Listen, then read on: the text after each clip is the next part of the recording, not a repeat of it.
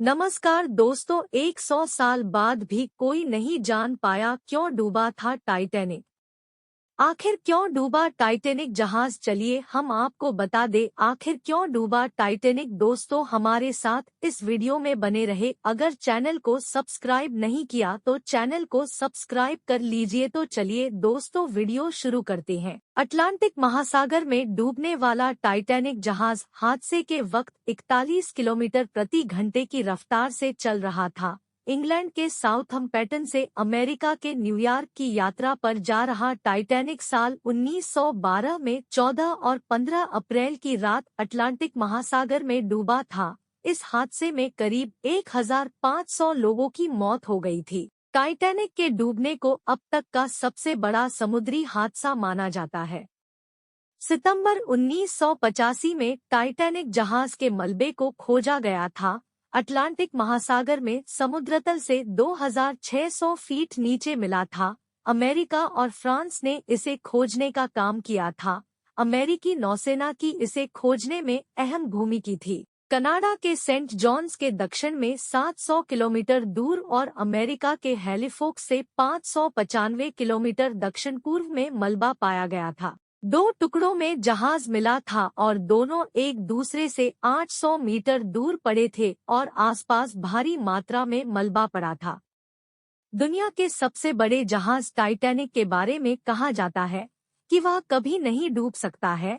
हालांकि एक्सपर्ट के आधार पर तैयार की गई बीबीसी की रिपोर्ट में कई जानकारियां दी गई है। इसमें बताया गया है कि टाइटैनिक को बनाते वक्त उसके अंदर कुछ खास तरह के कंपार्टमेंट को बनाया गया था। इससे अगर किसी भी वजह से जहाज का एक हिस्सा डूब जाता है तो भी उसका एक भाग नहीं डूबेगा। लेकिन इस तरह जहाज को डिजाइन करने के बाद भी वह कैसे डूबा? इस सवाल का जवाब वैज्ञानिक आज तक पता नहीं लगा पाए। कई थ्योरी में कहा जाता है कि जहाज के मुख्य हिस्से में आधी लंबाई तक सुराख हो गया था, जिसकी वजह से टाइटैनिक डूब गया। इस वजह से कई लोगों की जान।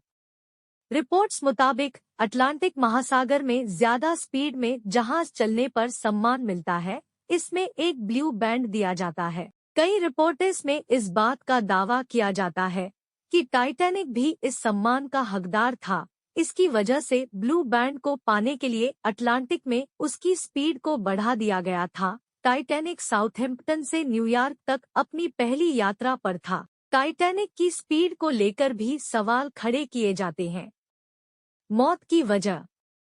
रिपोर्ट्स के मुताबिक दर्दनाक हादसे में करीब 1500 लोगों की मौत हो गई थी। इतने लोगों के मौत की वजह उस समय लाइफ बोट की संख्या और यात्रियों की सुरक्षा व्यवस्था की कमी भी थी। ऐसे में इतने लोगों की मौत को लेकर उठने वाले सवालों के जवाब अभी तक नहीं मिल पाए हैं।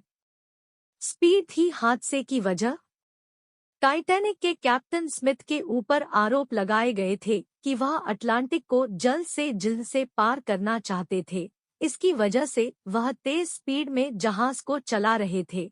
कई रिपोर्ट्स के मुताबिक कैप्टन स्मिथ कोयले को जल्द से जल्द खत्म करना चाहते थे, जिसकी वजह से जहाज की स्पीड बढ़ा दी थी। इसलिए टाइटैनिक की स्पीड पर भी सवाल खड़े होते हैं। दोस्तों वीडियो यहीं तक खत्म करते हैं।